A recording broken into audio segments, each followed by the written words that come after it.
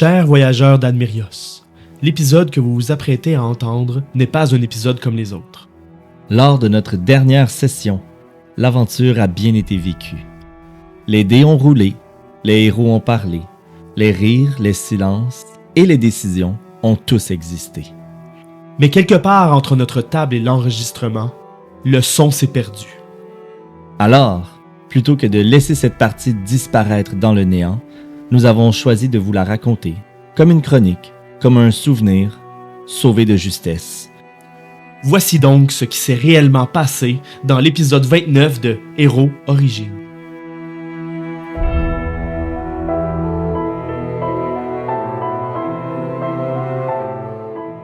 L'épisode s'ouvrit exactement là où le précédent s'était arrêté, quelques instants après la chute de Talumkai, le démon général de Miyé. Autour des héros, Abyssrune respirait enfin un peu mieux. Les survivants célébraient cette victoire inespérée, les voix se mélangeaient dans un brouhaha de soulagement, et pendant un instant, il était presque possible de croire que le pire était derrière eux. Pour Xar, Vrock et Yassir, pourtant, la tension n'était pas complètement retombée.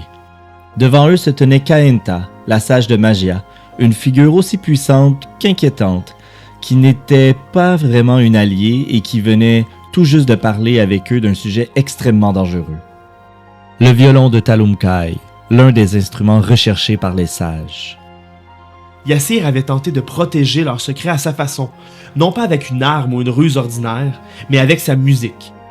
Grâce à ses pouvoirs, il avait essayé d'effacer de la mémoire de Khaenta toute la conversation qu'il venait d'avoir. Le dernier épisode s'était terminé dans ce doute précis, alors que personne ne savait si son sort avait fonctionné ou si la sage se souvenait encore de ce qui venait d'être révélé.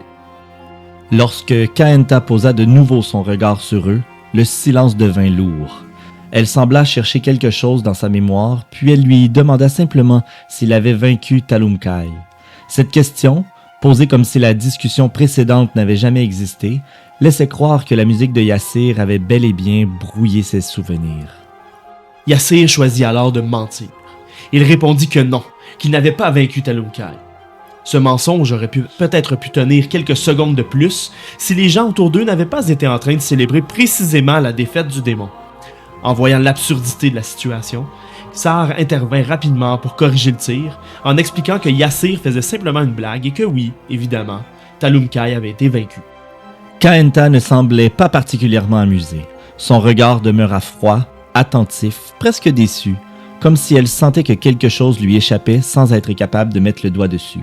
Elle leur demanda ensuite s'ils avaient récupéré quelque chose après le combat. Elle ne nomma pas le violon directement, mais les héros comprirent aussitôt ce qu'elle cherchait réellement. Cette fois, le mensonge fut plus cohérent. Ils affirmèrent qu'ils n'avaient rien récupéré et que tout ce qui restait de Talumkai avait sombré au fond de l'océan. Khaenta les observa longuement, sans pouvoir confirmer s'ils disaient vrai ou non. Peut-être les croyait-elle, peut-être savait-elle qu'ils mentaient. Peut-être était-elle simplement trop frustrée par l'échec apparent de sa recherche pour insister davantage. Finalement, la sage de Magia tourna les talons et s'éloigna, visiblement déçue. Les héros restèrent donc avec leur secret, le violon toujours en leur possession, et cette impression inconfortable qu'ils venaient de gagner un peu de temps sans savoir combien il leur en restait réellement. Après cette confrontation, Xar, Vrock et Yassir se dirigèrent vers les appartements du père de Yassir afin de prendre un repos bien mérité. La fatigue des combats, des tensions et des révélations commençaient à peser sur leurs épaules, mais même dans le calme relatif de la nuit, certains esprits n'arrivaient jamais vraiment à s'arrêter. Vrock Génomique, fidèle à lui-même, profita de ce moment de répit pour travailler. Depuis longtemps, il avait perdu son drone, une invention exceptionnelle à laquelle il tenait énormément. Cette nuit-là, il entreprit de fabriquer un gadget qui pourrait lui permettre de le retracer, et à mesure qu'il assemblait les pièces, qu'il reconnectait les circuits et qu'il recalibrait les signaux, certains souvenirs commencèrent à refaire surface. Dans cette vision du passé, Vrock se retrouvait dans son laboratoire, à une époque où il finalisait encore son fameux drone à intelligence artificielle. Cette création n'était pas un simple appareil de reconnaissance. Elle avait été conçue pour détecter à l'avance les phénomènes météorologiques spatiaux, ce qui, Si le projet fonctionnait réellement, pouvait représenter une avancée scientifique majeure. Un collègue ingénieur nommé Jeremiah vint alors le rejoindre dans un laboratoire. Curieux et intrigué, il posa plusieurs questions à Vrock sur le fonctionnement du drone, sur sa programmation et sur les possibilités réelles d'une telle invention.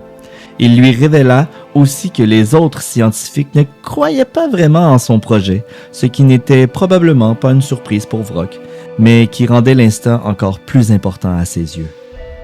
Vrock demanda l'aide de Jeremiah pour finaliser une partie de la programmation. Ensemble, ils travaillèrent sur les derniers ajustements jusqu'à ce que Jeremiah propose de tester immédiatement l'appareil. Vrock accepta et le drone fut activé pour la première fois dans des conditions réelles. Les capteurs s'éveillèrent, les données commencèrent à défiler et l'intelligence artificielle analysa l'espace autour d'elle avec une précision remarquable. Puis, contre toute attente, le drone détecta une explosion solaire avant même qu'elle ne se produise. Quelques instants plus tard, l'événement eut bel et bien lieu, confirmant que l'invention de Vrock fonctionnait exactement comme il l'avait espéré. Jeremiah, impressionné par ce qu'il venait de voir, quitta aussitôt le laboratoire afin d'aller chercher les autres scientifiques. Pour Vrock, ce moment aurait dû être celui de la reconnaissance. Après tant de doutes, tant de moqueries et tant de regards condescendants, il allait enfin pouvoir prouver que son projet était bien réel. Mais lorsqu'il se retrouva seul avec son drone, une anomalie apparut soudainement. L'appareil détecta quelque chose d'inconnu, quelque chose qu'il identifia par un avertissement inquiétant, un miasme. Avant que Vrock puisse comprendre ce qui se passait, le drone disparut en un instant, comme s'il avait été arraché à la réalité elle-même. Le dernier signal enregistré provenait de Nistram, puis il ne resta plus rien. C'est à ce moment précis que les autres scientifiques entrèrent dans le laboratoire. Parmi eux se trouvait le docteur Tovan, le némésis de Vrock, un homme qui n'avait jamais vraiment cru en lui et qui semblait toujours attendre l'occasion parfaite pour le rabaisser. Cette occasion venait malheureusement de se présenter. Le drone avait disparu, Jeremiah n'était pas encore revenu avec la preuve du succès et Vrock n'avait rien de concret à leur montrer. Le docteur Tovan se moqua de lui et lui lança une insulte particulièrement blessante, insinuant qu'il n'était pas capable de porter le flambeau de ses ancêtres. Les rires des autres scientifiques remplirent le laboratoire et ce souvenir amer accompagna Vrock jusqu'à son retour dans le présent. Lorsqu'il revint à lui, son gadget était enfin terminé. Ce souvenir n'avait pas seulement ravivé une blessure ancienne, il avait aussi donné encore plus de poids à ce qu'il s'apprêtait à découvrir. Vrock activa son appareil et un signal apparut. Son drone existait encore. Il se trouvait sur Mérite et surtout, il était en mouvement. En analysant les données, Vrock comprit que son drone se trouvait probablement sur Aeralis, la cité volante. Ce qui avait disparu autrefois dans une anomalie reliée au miasme était maintenant quelque part au-dessus de Mérite, et cette découverte venait d'offrir aux héros leur prochaine destination.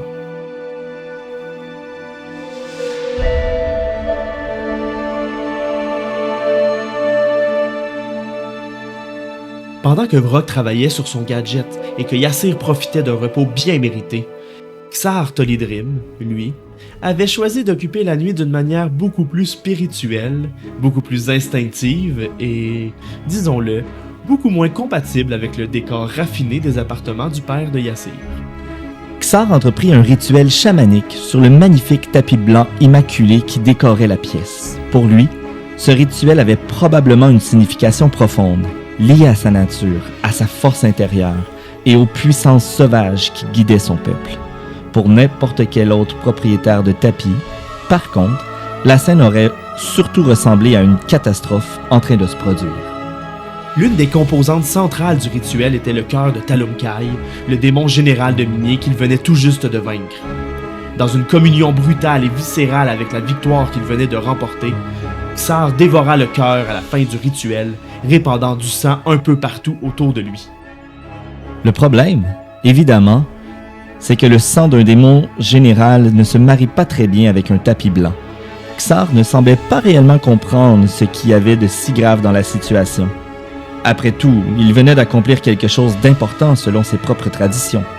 Pourtant, il était évident que si le père de Yassir découvrait la scène au matin, il risquait d'être beaucoup moins sensible à la dimension spirituelle du moment.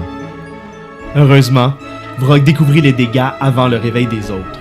Plutôt que de se lancer dans une grande discussion sur les coutumes de Xar ou sur les règles élémentaires du respect du mobilier, il employa une méthode beaucoup plus efficace. Il déploya de petits robots nettoyeurs qui se mirent immédiatement au travail afin d'effacer les traces du rituel. Grâce à l'efficacité technologique de Vrock, le pire fut évité. Le tapis ne retrouvera peut-être jamais complètement son innocence d'origine, mais au moins, au matin, il ne criait plus visuellement qu'un cœur démoniaque avait été dévoré au beau milieu du salon.